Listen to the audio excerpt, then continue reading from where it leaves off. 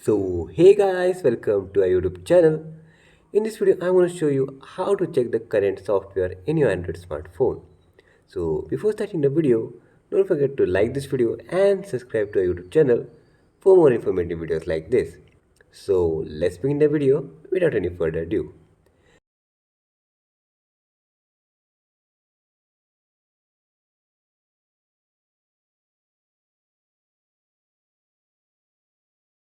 First of all, go to your phone settings, then search for about device. Here we can see about device. Click on it. Here you can see the Android version of your phone. Here you can also see the model of your phone, your processor, your battery capacity and your RAM and other information about your phone too. Here you can see that my Android version is of 14. You can check other information of your phone just by going to about device of your phone. If you're unable to find your about device in your phone, then just click on search and search for about device.